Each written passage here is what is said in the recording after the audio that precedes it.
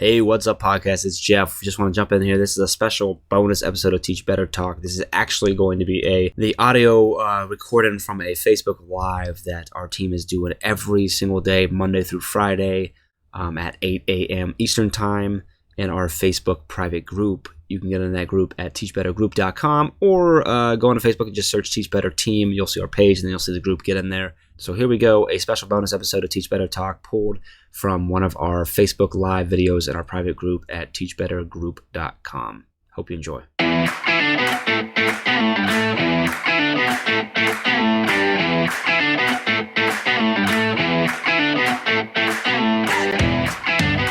Good morning, everyone. It is Jeff with Teach Better Team, and I've got my friend Tyler Cummins on here from School Status. And it is, what is today, Wednesday? Wednesday? It is Wednesday, yeah. It's Wednesday. It's May 13th. I should really know that. Wednesday, May 13th. I think we have recorded records of me never knowing what date it is. Well, it's the new normal, right? Like time and dates, they don't matter, yeah. They really, it feels like they don't, so often. So anyway, good morning to those of you who are jumping in and watching. If you are listening on the podcast, it might be good afternoon. It might even be tomorrow. But if you're listening on the podcast, super happy to have you listen, and make sure you subscribe and rate and review the podcast. It'd be awesome. If you are watching on YouTube, hello. Thanks for watching. Really appreciate it. Make sure you subscribe there. Give it a like. Throw a comment in. Let us know what you're thinking. If you want to be involved in this type of stuff and actually be in the comments here and with us live, you got to get in the Facebook group. If you search Teach Better Team on Facebook, you'll find it. Or if you go to teachbettergroup.com, that will forward you right to the group. You can get in. It's a great group regardless. But we're also doing these drop-ins here Monday, Tuesday, Wednesday, Thursday, Friday, 8 a.m. Eastern to help support you during these crazy times we got going on right now. I see Brianna's in here. Good morning. Good morning. Tammy from Mexico is in here coming live to us. Good morning, Tammy. Cool. Good to see you. Yes. See who else we got? Holly. Hello, Holly. Holly's all in. Holly, we just highlighted you in a podcast that we recorded on. We just recorded on Monday. I think comes out next week or the following week. So I hope you listen to the podcast, Holly. But if not, other people are going to hear how awesome you are. So it's good stuff there. Anyway, so just a reminder that if you're listening to subscribe, if you're watching, get into the group. I'm letting some people jump in right now. There's Andrea. Good morning, Andrea.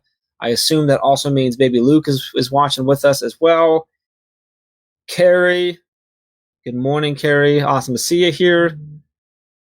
And we'll keep coming in. So while people are filing in and jumping in and saying good morning and stuff, I want to say hello to you, sir, Mr. Tyler. Great to have you here. Yeah, appreciate you jumping in, getting up with us. Can you start? And some people in here may be connected to you, some people may not. Can you give us the rundown? What do you do in education? What's your background in education? Where are you coming to us from? And all that jazz. Sure. Well, so where am I right now? I'm in my kitchen. You are in your kitchen. No, but my kitchen is in Mississippi, just outside of Memphis, and I've lived here in Mississippi for 20 plus years. But I started my life in New Jersey. So families here in Mississippi, grew up in New Jersey, and anyway, but I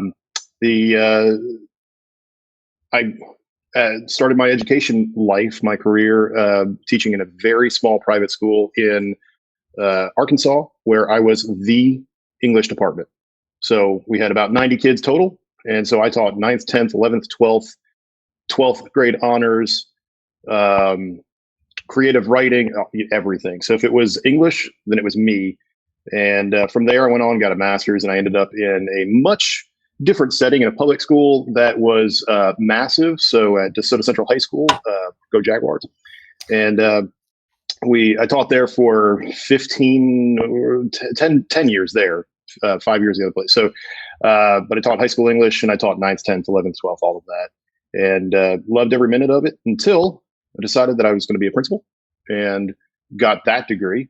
And but before I ended up in the admin chair, I ended up at the district office doing professional development, teaching teachers about data, teaching teachers about using technology, teaching teachers about those sorts of things, and just doing professional development And that led me to School Status. And so School Status, we are a data analytics platform, but we take that data and we turn it into parent communication. And we find that the best possible thing that we can do for students is to talk to parents about their students. So if we talk to parents about students, we can show that we care. And I heard it just yesterday, and I'm going to say the quote wrong, but students don't know that you care. Students don't care until they know that you care. Yeah. So if we can show that we care by talking to their family and having that back and forth communication, then we can also explain things like, here's what the state test means. Here's what these benchmark tests mean. Here's what these AR scores mean. And parents will understand those things when we can explain them to them, but they can't understand them unless we have that relationship where we can talk to them about it. Which I like. So, that takes those things that are typically pressure points, stressors, right? Tests and state tests and stuff. If you can better understand why they're important and why exactly. what role they play, then hopefully maybe the students and the parents alike can understand them better. Maybe the stress is a different level and they can maybe focus on it in a different way. I think is really important with that communication. Yeah. And, it all starts with communication. So being able to have that back and forth, the one-on-one communication, and being able to talk to parents where parents are, that's the key too. So the thing that kind of sets us apart from other communication platforms, parents don't need to download an app or have an app. What we do is we give teachers an app, and we let teachers call and text parents from their cell phone without giving out their cell phone number, though, which is important because, I don't want to give it out. I don't need mama calling me at 10 o'clock at night. So call and text from within the app, right? Exactly. Yeah. So, but it's an actual legitimate text message, an actual legitimate phone call. And it goes to that parent. It's a one-to-one phone call. So it's a one-to-one text message, and it's from the same phone number. So as far as mom and dad are concerned, I'm just texting you from my cell phone, but they don't need to have any kind of special thing. So we can reach, what's cool about that is I can reach somebody that doesn't have a smartphone, and I can reach somebody who, if they don't have a cell phone at all, I can just call their landline. So I can get in touch. They don't have to download an app. They don't have to have that extra step. Exactly. Which is great, which is super important, I think. It is. There's some really cool research that's out there. And I'll talk about it because I can't quote it, but the research says that if you have some friction in your parent communication, where a parent has to download an app, you're going to get people, tech directors or principals, they think that they're getting 60% of all of their parents. They're actually getting 30. Yeah. And so they'll overestimate how many people they're reaching. And then if we have a no friction app, like we just enroll you, you're in it, and then we're going to text you, we're going to call you, you lose less than 3% of your parents from that who will opt out. So that's a really cool thing. And we're really excited about that we can give that utility to teachers and allow them to have those meaningful conversations. Yeah. Good morning, Lindsay. Good morning, Ray. Good morning, Chad. Good morning, Jay. Jay's asking if it's frozen for anyone else. Can you guys comment? Let me know. Are we freezing for anyone else? I've got it up on my phone. It's going all right, but it could be incorrect. Holly says, of course, I listened to the podcast. I am a little nervous to hear what was said. No, don't worry, Holly. It's all like super positive. So Lindsay says, good morning. Andrea says, yay for English teachers. She's an English teacher. English teachers, yeah. Alex says, hello, let's get this party started. Oh, wait, it already has. Let's keep it going. Alex, good to see you, sir. Carrie says, the importance of why can't be said enough. Give me the why, and my buying goes way up. Andrea says, Minded 2 says it did close and do that. So Jay, looks like Andrea closed it out and opened back up and we'll go. Chad says not frozen. Tammy says it's not frozen in Mexico, which is good. That's good. All right, Jay says he's got it back up. Awesome, Jay. Appreciate that. Good morning, Jay. Thanks for jumping in. Holly says, as a science teacher, I like how you are using friction to explain the obstacles to communication. Well, there you go. Yeah. So I like it. Yeah, cross-curricular. So yeah, exactly, right there. So obviously now in your role, you do a lot of interaction with teachers, with admins, and with parents, stuff like that too. So obviously things have gotten a little different here in the last couple months, right? We're starting to settle in now, but things have been crazy. So what was the biggest change for you guys and your team as far as how much of effect did everything have on you? And then how did you sort of shift? What was your focus? Like we went 100% okay. Forget about anything we do as far as like stuff that services we offer, anything like that. We went, let's go 100% support, which is why we started doing these drop-ins and things like that. So what did you guys do? What was that transition like? What was the focus on? And are you still there, or are you starting to transition a little bit back to normal, or what are you guys at? It's a good question. So what happened was really interesting. We on a typical day, our platform would see a large, I don't know the number exactly, but call it 100 text messages, right? So that it's way more than that, but just make the numbers make sense. We saw typically like 100 text messages and 20 phone calls. Around, what was that, March 13th, 14th, somewhere in there? It was the 13th when it went from like 2 states that had closed K-12 to like everybody. Yeah. So right in there, in that time frame, we went from, call it 100 messages. And again, it's like, I don't know what the numbers are, but it went from there to about 8,000. So we saw an increase in traffic that was exponential, something that, it's for, as a software company, you try and plan for these things, and we try to scale to that demand. But that kind of scale was like, whoa, okay, let's, we need to change some stuff like right now. And so we changed actually the interface to make it a little bit more streamlined so that when people are trying to log in, it would load faster. That was very technical kind of things that we did. But beyond that, just the support, like you said, we turned immediately to, we do webinars, and we do we have what we call the Learning Lab, and our Learning Lab is our online teacher training portals. We shifted our focus, of course, from here's how you do these things and here's what's important about doing this stuff to we're okay, you're okay, let's talk. And we had those conversations. We had a really cool webinar that was just COVID-19 specific to say, yeah, we don't know what's going on. You don't know what's going on, but here's what we know that we can do right now. And so it was we really shifted our focus again, like you guys did, to, okay, what can we do to help teachers have that communication, talk to parents? Because the data side of it, which is really important, knowing where kids are and what kids are doing, that stuff's really important. But right now, it's less of importance as just that simple, hey, how are you doing? Yeah. And so that's what we try to focus on, is getting people to say, hey, how are you? And training people to, instead of calling about test scores, instead of talking about homework, to say, what's going on? How are you today? Yeah. And that's a really cool thing. In fact, my daughter's teacher does a really great thing. It's Wednesday, so she's going to call us today to ask to speak to my daughter. My daughter's in kindergarten. And so she'll get on the phone with my daughter, and I don't know what my daughter says because she walks off with the phone, but they talk for about 10 minutes or so every Wednesday. She drops in with her kids and says, how are you? What's going on? And I miss you and I love you, and those kinds of things. That's good. Yeah, we had a great conversation yesterday. So we're doing Tuesday masterminds, administrator masterminds every Tuesday, and yesterday was largely around this idea of like just having those conversations about how, we were talking about participation and grading and all these things, and that so much of it right now is just checking in, make sure students are okay, letting them know, hey, we're here. And the lead off is not, hey, you missed this assignment, why haven't you checked in? Where are you at? It's, how are you?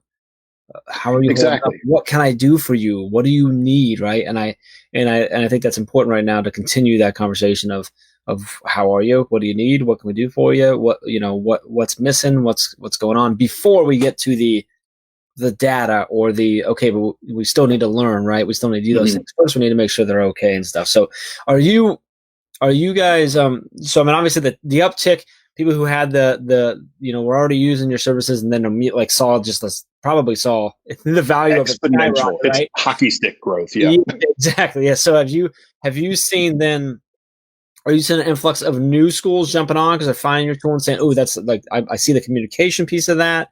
Thankfully, yes.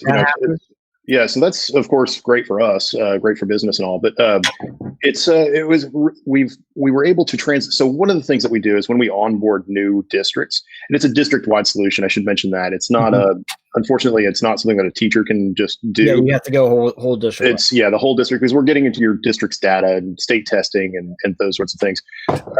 But when a district does come on board, typically that onboarding process is about a month, where we say, okay, now you've given us this access.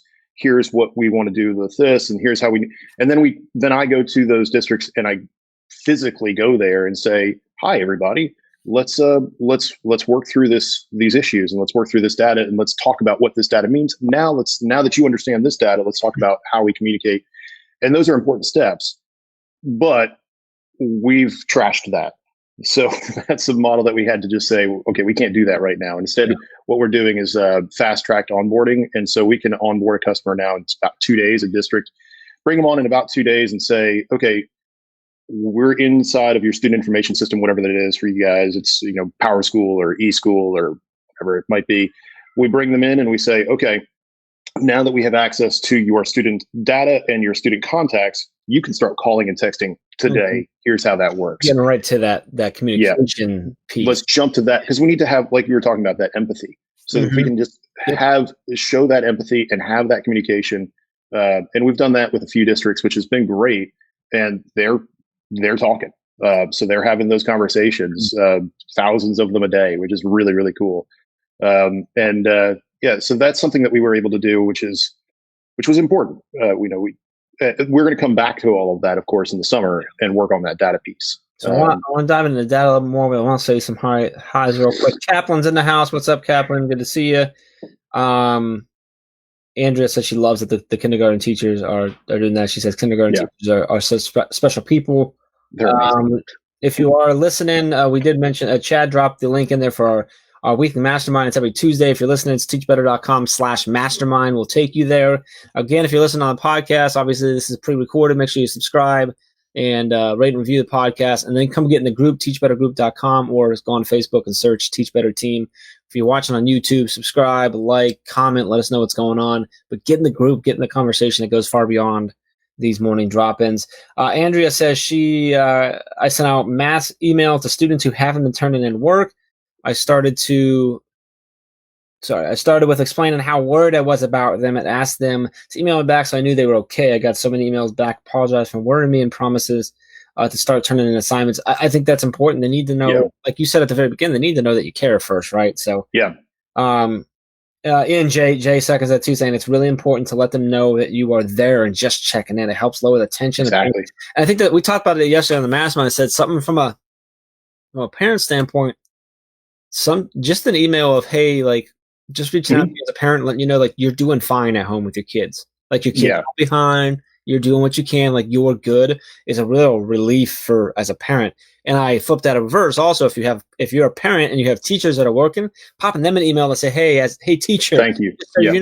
Thank you. You're doing great. Like, you're doing fine. Like, we appreciate your work. Both ways, it's really important right now. There's so much extra tension and everything right now that it's really important.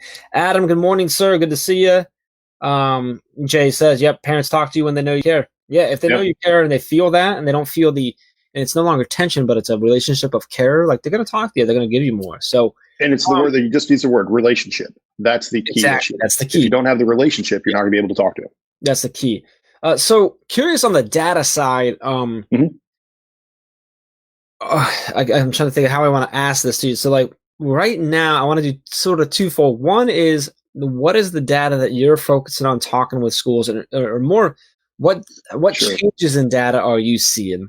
But then also, the second part of that, from a teacher perspective, from a teacher perspective, from a school admin perspective, everything's different, right? We're grading differently. Right. We're either requiring assignments or we aren't. It's all across the board differently. What data should I be focusing on right now, or not? Like, what should I be paying attention to? How much attention should I be paying to it compared to other times? And then what data have you seen change? It's sort of like an 8-part question, I guess.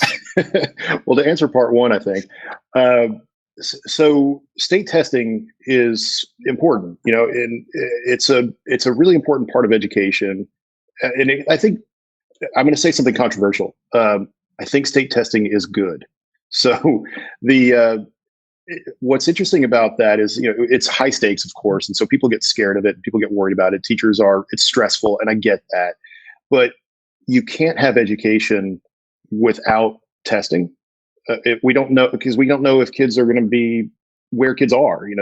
Even mastery based, standards based education involves some sort of summative assessment that says, this is where the student is. So now that I know that, now we can move on to the next step. Yeah. So that's important data, but we didn't do that this year. So at least I can speak to Mississippi best. Mississippi, they canceled state testing. And as far as I understand, really the only state testing or nationally normed testing that's going on right now is the AP exam. And that AP exam is a little bit wonky this year. I've seen a lot of people that are a little bit upset by that one. So, and I get that. So there's a lot of weird things going on with that data that we would have looked at and used. And so in a normal year, we would be looking at state testing data and saying, okay, based on that data, based on these other, the benchmarks that we worked up to this data, now that we know where the student is and who the student is, now we can understand where we place them next year, how we teach them next year, how we approach their learning next year, because on standard 1, they did this. On standard 2, they did that. So they're stronger in standard 3 than they are in standard 1. Let's focus those kinds of things. So those are the things that we would have been looking at. Since we can't do that, what we're really focusing on right now is the benchmarking that came up to this point. The test that they took, in September, that said this is their baseline, and this test they took in December that says here's how much they grew since then. Luckily, at least in Mississippi, they took a test, benchmark exam. A lot of schools use NWEA here. And so they did that NWEA just before spring break, so right in the beginning of March. And so we have a nice data set that is a growth curve for those students. And so being able to look at that and say, okay, based on that data, this is what we think that student would have done. So based on that, this is where we think that student ought to be. So it gives the admin at least that ability to plan for next year, and be able to say, okay, this is where I want to place these students with these teachers and those sorts of things. And then on the teacher level, teachers have access in school status to that data as well. So they, and that's kind of the cool thing, is because, I'm sure in a lot of districts, you guys are up north, but I'm sure in a lot of districts up north, and at least down here in the south, there's a data room with a wall with their data on that wall, and they can go look at and pick and say, okay, based on this, we want to take that data wall and make that virtual and give it to the hands of the teachers. And rather than have a big book or a binder or spreadsheets that you're printing out and trying to pour through, you can look at it on your screen and say, okay, Johnny did in standard 1 on test 3, Johnny scored a 90%, but on standard 2, only an 80%. Johnny needs more work with standard 2 than he does with standard 1. So that means that while he is right now in quarantine, here's some stuff that I think might help you, John. So those kinds of ideas. Being able to look at that data and pick through it quickly and easily is really important. Everybody's always, some principal out there, some teacher out there has heard this phrase, you need to use data for differentiation. And then what does that mean? So, you hear that and somebody says that, then what do you do with it? We want to make that easy by putting that data in your fingers, so that it's, student specific, class specific, school specific, whichever one you need to look at. Gotcha. So I'm going to dive more in that, but I want to give some shout out here. So Andrea says, yes, I sent out weekly parent emails with updates, checking in on how they are doing. I've gotten so much positive feedback from it. They're always so grateful that I'm asking how they are. Adam says, my parents have been beyond supportive. They provided me with ideas for lessons that they feel students and families need. It's such a positive relationship. His weekly emails and Thursday game nights allow them to connect with parents and families. They need that social connections during this time too. Alex is asking, isn't the NWEA map a nationally normed assessment? Is that I believe it is. Yeah. Yeah. Which is a good thing. So it helps, regardless of where you are, you'd be able to see what's going on. There's also, we integrate with other platforms like the Renaissance Testing Star, Case 21, Eduphoria, things like that. Jay said, I had several teachers tell me they still loved having access to student data to differentiate instruction, and they would not have had access to that data if it wasn't online. That's a great point. Andrew has just given Adam some props for his game nights, which is awesome. And now we're talking about quizzes. Love GimKit and quizzes is what Andrew has mentioned. Just so you know, our friend Megan Deegan on the team has been awesome. She actually did a really nice, just simplified tutorials on both GimKit and quizzes over on YouTube. So that's on there, just since that's being mentioned there. So I'm going to come back to the data of from a teacher standpoint. If I'm a teacher right now, right, and maybe I'm still trying to figure out what I need to be assessing, how do I do that, how do I make sure I'm being equitable and all this and everything like that. Where should my focus be right now as a teacher? Like, what should I be focusing on data? And let's assume that my school doesn't use school status. Yeah, I got to work with whatever I got, right? Yeah. What kind of data? I'm really talking about like whatever I use to gain data, whatever. But like, where should my focus be? What can I actually focus on? What data can I actually look at now to differentiate, to adjust my teaching, and go back? And I have a feeling we're going to talk about like the data we have up to now. And I'm curious where your mind, someone who's in data all the time, right? Sure. Where should we be focusing on now during this time? Now that we're into sort of a new normal right now, but also preparing for what does August, September look like? We don't know. Yeah. Where should data be in my life right now? What should I be focusing on? How can I still assess that? Assuming that I've already addressed and I am already putting at the forefront the checking in, the emotional side. I'm doing that. I'm good. I'm feeling good about my relationship. My kids know I care. My parents know I care. I'm taking feedback. All right, but now I also want to make sure that I'm still improving, that I'm still utilizing data if I can. What data can I be looking at? What data should I be looking at? How can I still utilize that? I'm throwing a lot at you, but yeah, no, that's good. I like this. I think it does really matter about what your school district is doing as well. So if you're on a pass-fail sort of thing, that's going to change your perspective. If you're still working in grades, that's going to change your perspective. But here's one thing that everybody can do, and that I think it's kind of an interesting thing that we maybe have stopped thinking about. Attendance actually still matters. So, and I'm not talking about like attendance in a Zoom meeting or something like that. I'm talking about the students' attendance from August through March. Knowing who the kids were that were most likely to be absent helps you understand, okay, if I look at that data and say, okay, so this student had an average daily attendance of 80% versus this kid who had an average daily attendance of 95%. Well, that kid with 95%, he's less at risk of missing assignments, less at risk of doing those things. So you want to look at those data points that would help you pinpoint students that might be at risk. And so some of those data points are their attendance up to, of course, when we stop taking attendance. But that's still valid because it's this year. Another data point, D's and F's, not just in your class, but in any class. If they have a D or an F in a class, regardless of what that class is, that's a student that you need to talk to a little bit more and talk with their parents a little bit more about their study habits, about what's going on. They might be a great English student, but a terrible math student. And so I need to know that as an English teacher to say, all right, so how can I help him do better with it, those sorts of things.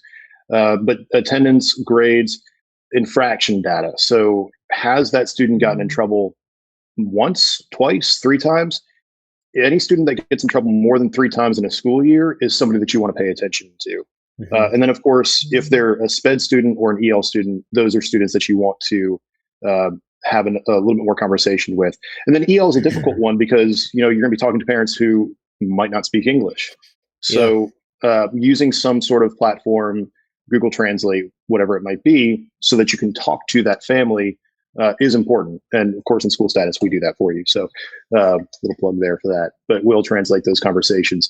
But I think those are some data points that I would want to know and just have in the back of my head about my students, because sometimes, the best student in my class might have gotten in trouble 5 times this school year, might have bad attendance, and might also be, for whatever reason, a SPED student.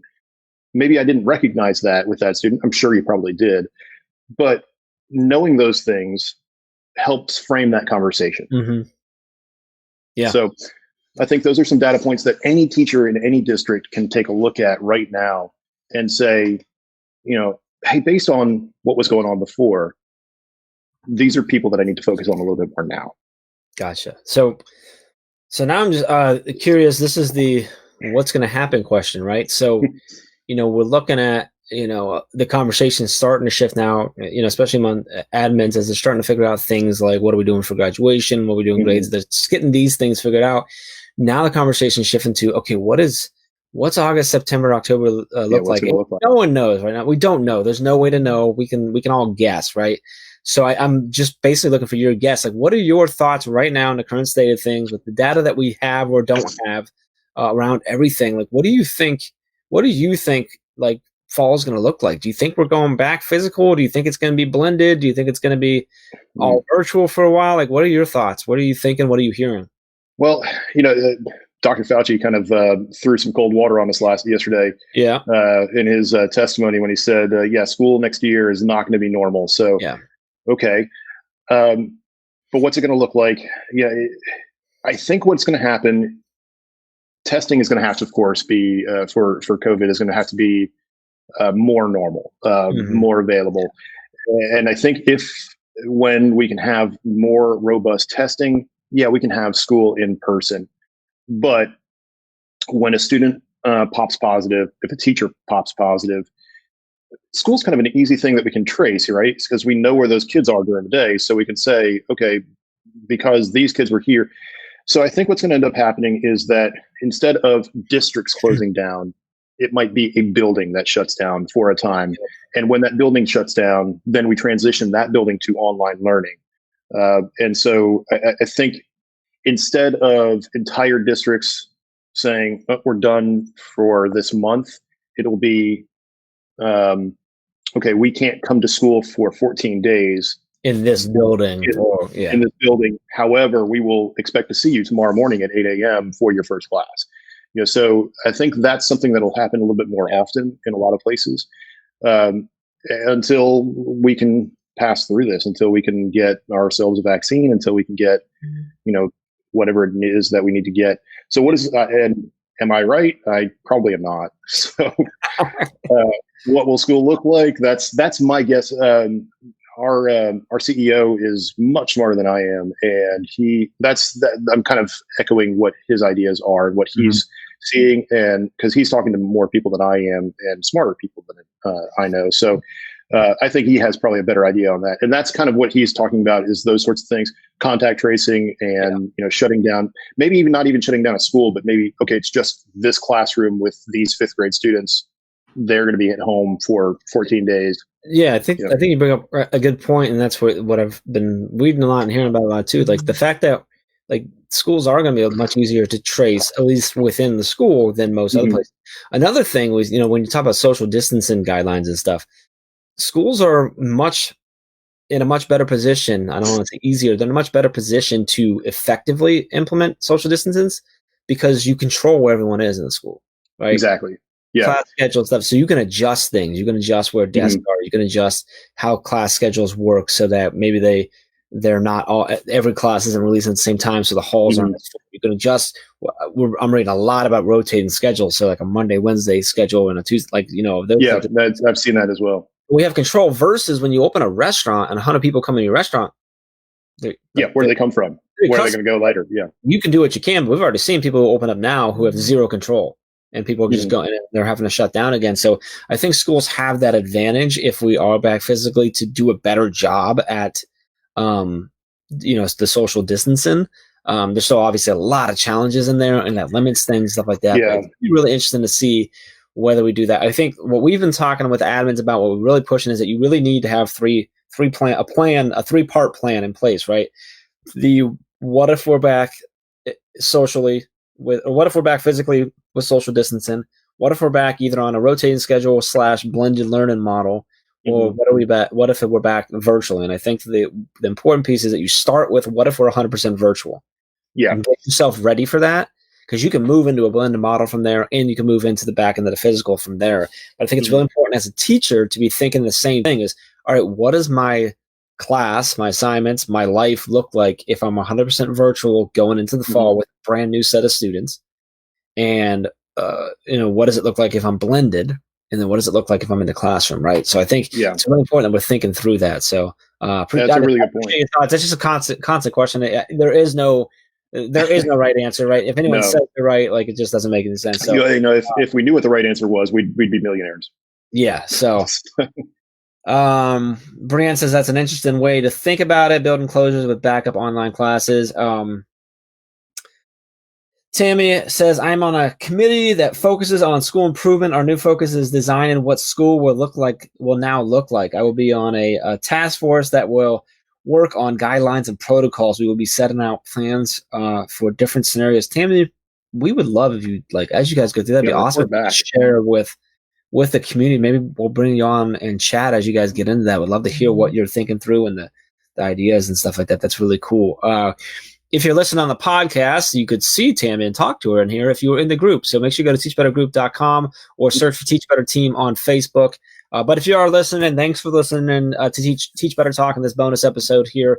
All of our drop-ins here Monday, Tuesday, Wednesday, Thursday, Friday, 8 a.m. Eastern Time do go up on the podcast as audio form, so you can always go back and listen to things there. Make sure you subscribe and give us a rating review if you can. If you're on YouTube, awesome. Hit subscribe, hit like, leave us a comment. Let us know what you think about Tyler and his coffee in the background and everything going on. There's coffee mug going. We really appreciate that. So Tyler, you are, and we just talked beforehand the date. So it's next week, right? On the 21st, you guys are running, your team is running our mastery chat, correct? Is it correct? Your team running it? Yeah. So have you guys decided on a topic? Have you already landed? I know you're dealing with Michelle at this point. So we're gonna look at lessons learned from a distance. Okay. So, I like it. Nice. Yeah, we got a clever title. That's what happens when you have some marketing folks with you. That's good. So, yes, I love that. So what's the team handle on at School Status App? APP. At School Status App. Awesome. And when you have Tyler's here at Tyler Cummings, there's your call with them. So that's Mastery Chat, which is 8 p.m. Eastern Time every Thursday. So next Thursday, Tyler and the team will be running that. Now I gotta ask, are you going to be the one behind the team account, or do you have someone else it's going to come from my account here, the at Tyler Cummings account. So that's so I'll be the one who's running that, of course. But Ellen is she's a good friend of mine, and she runs our company handle, and so she'll be there. And then Leslie is my boss, our customer success director. And so Leslie will be there, I'm sure. And then Russ Davis is our CEO, and Russ chimes in a lot. And Russ likes to throw out T-shirts. So that's his thing. And so I have to kind of pay attention, because when he throws out a T-shirt, it becomes my job to make sure that people get a T-shirt. So join us, and you might end up with a School Status T-shirt. Yeah, make sure you get in on that on a chat. And are you coming? I really should look the calendar, know this information. Are you going to come live with us afterwards too? Are you? Yeah, I'm looking forward to that. Chat with us again next week. It'll be great. Not tomorrow, but next week. Yeah, tomorrow. Next week, not tomorrow. Tomorrow's still a good chat. Make sure you get in tomorrow. I got to look now. Now I'm mad at myself for not knowing. I'm bringing up my calendar really quick because I want to know who's doing tomorrow, because I should know. Because I'm looking forward to joining in on that too. It's been a great, because it helps broaden my PLC. So Becky's leading tomorrow. Our very own Becky Thal leading tomorrow. So I'm loving that. So Becky's going to lead us tomorrow, and then Becky and Ray are going to be live tomorrow night after the chat. I think Tyler, we should get you, and I think we should triple up. Let's get a few of your team members on that chat afterwards too on the live. That'll be good to do stuff. So that'll be. I'll twist their arms. Adam said, I'm starting to record lessons and posting them online. Response has been positive, and I'm willing to do more if needed. Jay's letting them know to check out Ed Puzzle and Quizzes, great resources there. Brianne says, Mastery Chat is a great place to learn. You're right, Brianne, it is. And it is. Andrea is just screaming Becky, because we love Becky that much. So touching on what Adam said, I think one of the great things is you're doing a lot of this stuff from a teacher standpoint. You're doing a lot of stuff right now, recording lessons, going online. A lot of the stuff you're doing now is preparing you for this virtual thing, right? So just you can bank these put those things in place. Jeff says hashtag Team Becky. I did want to mention, you mentioned shirts. So if anybody's looking for a great new shirt, if you go to teachbetterswag.com, you can get a great hashtag Team Jeff shirt. Tyler, you may or may not be aware. Ray and I'm 100% Team Jeff here. I wonder if Ray's watching. You get yourself in trouble now. I like it. A lot of people have been trying to take the political route and going like Team Jeff Ray or Team Becky, or we got some calls for a coffee mug for Team Chad, so that might be happening sometime soon too. But I want to make sure that everyone heard that Tyler is 100% Team Jeff. So we need to get that shirt snagged. Anyway, how we roll here. I love it. Really appreciate you coming on and getting in there. If you are commenting, you are amazing. Thanks for commenting. Thanks for being with us live here. If you listen on the podcast, subscribe, rate, review, and let us know. Tweet out. Let us know that you listen on the podcast. That'd be awesome. If you're watching on YouTube, like it, subscribe it, leave us a comment. Let us know what you think. If you have questions, I'll make sure that Tyler gets any of these questions. If you think about data or if you have questions about school status and things that are going on there. Best place to go for that is obviously schoolstatus.com, right? Is the website? Correct. I have it somewhere. So you can get all the information there. You can follow them at School Status App, and then you can follow Tyler at Tyler Cummings to get there and reach out to them and get that. So it's a district-wide application. So if I'm a teacher who's like, "Oh man, I like this guy. That sounds like good information. Sounds like a cool app." I need to get my admin to go check things out, right? Yeah, but by all means, if you want some information that you can send to your administrators, we can do that. We've got all kinds of white papers and things that will help push them in the right direction, research-based concepts and things like that. But yeah, definitely give me a shout me out. Look for me on Twitter. Look for us on Twitter, or you can just email me. It's tyler@schoolstatus.com. That's an easy one. And by all means, I'd love to have that conversation with you and get you any of the information you need. Awesome. Before we go, I do want to mention, I haven't mentioned it yet, that we do have our free webinar series going right now, 100% free. It's 6 weeks. We're in week 2 right now. Every Monday at 3 p.m. Eastern time, we have our training session. And then every Friday is a Q&A session with the trainer from Monday's session. Every single session is being recorded. So you have lifetime access to the recording replays as well, but you have to register in order to get that. And that free piece will close at the end of the 6 weeks. So you got to get in. We want people to get in there. We have hundreds of people registered right now. We had a packed crowd on Monday. It was awesome, having to just flip through screens of Zoom to find all the faces. And last week was Ray talking about the essentials of remote learning. Right now, Chad, we had an amazing session on Monday about the grid method and remote learning, how those tie together. Next week, Kevin Butler, the amazing Kevin Butler, is leading us in how you can end your year strong while virtual. We've got our Mandy Frailer talking about educator mental health, and then Chad and Ray kind of wrapping us up with how do we go into the new year? How do we start teaching and instructing in the new normal and stuff. So that's going on right now. You go to teachbetter.com/webinar series. We have a bunch of other webinar series coming soon as well. So keep an eye on all of that. I think that's all. Ray will let me know if I forgot something, but really appreciate everyone commenting, watching. I see people jumping in. Hey, Candace just jumped in and she says, I just jumped in. Sorry, I'm late. I cannot believe you're late. Oh, geez. Better late than never. Unacceptable. No, Candace is in. She's awesome. She said Nearpod is pretty awesome. Yep, our good friends at Nearpod, they have 3Ds. Yeah. You can use, kids can draw and can embed videos and quick questions. I love it. Holly is just commented to Candace that she loves using Nearpod. And Adam says he's joining next week's. He promises. Adam also gave a hashtag Team Jeff, so I appreciate that, brother. If you guys need anything, you can reach out. We're at Teach Better Team on all the different platforms. I'm at Jeff Gargas, so you can always find me there. And obviously everything's over at teachbetter.com, free courses and everything over at teachbetteracademy.com. Get yourself some swag and a hashtag Team Jeff shirt at teachbetterswag.com.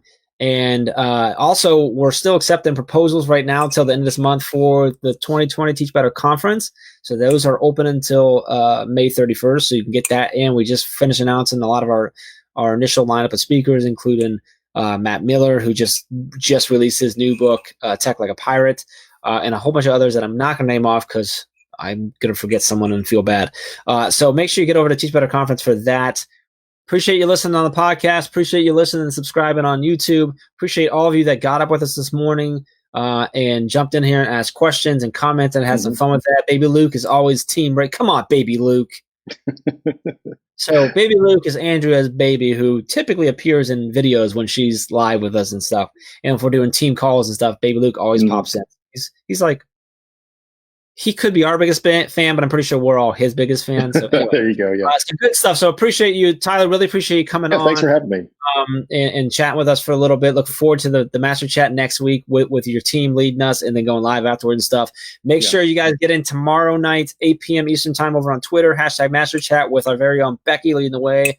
And we'll go from there. So appreciate all of you. Have an amazing rest of your day. Have an amazing rest of your week. And if you need anything, let us know. I appreciate you.